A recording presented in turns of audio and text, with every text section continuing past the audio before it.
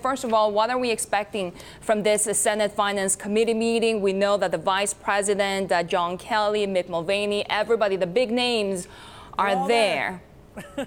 Yeah, including Treasury Secretary Steven Mnuchin. Now, the president, of course, likes to meet with Democrats, I'm told. He likes that bipartisan feel. They're hoping to get just a couple of Democratic support, Shery, in order to offset what potentially could be some conservatives who are against them on tax reform. But I can tell you that there are a couple of pay-fors, as they're called, that are quietly beginning to be discussed. We've all heard about the border adjustment tax, that, of course, being killed. We've also heard a lot about the state and local deduction tax, the state and local deduction issue, which has been somewhat controversial. But I can tell you that there's potentially a pay-for on 401ks that asset managers are quietly beginning to pressure the administration, as well as people like Chairman Brady of the House Tax Writing Committee against. This would be a pay-for. So I can tell you that how all of this is being put together is very much evolving. It's very fluid. But on the issue of the budget, lawmakers,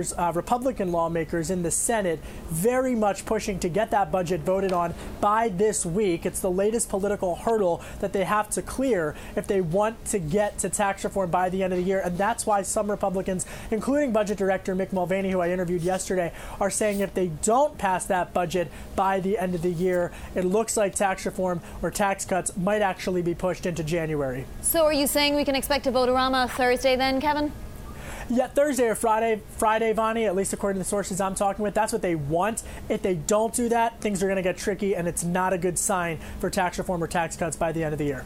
Yeah, having said that, that's just the latest, right? Like after that, we are getting the conference process. How lengthy and problematic are we expecting that to be? Well, there's, again, this issue of how they're going to pay for this $6 trillion plan remains to be seen. President Trump has said that he's going to make tweaks to this plan, potentially even on the number of brackets that there are. He wants to limit it from the current 7 structure to about 3. We could see 4 or 5 tax brackets at the end of the day. And again, how to pay for this on the state and local deduction tax issue is also going to be talked about. So very much still underway. And, you know, meanwhile, we're all eagerly awaiting who he's going to appoint to lead the Fed chair, to lead the Federal Reserve.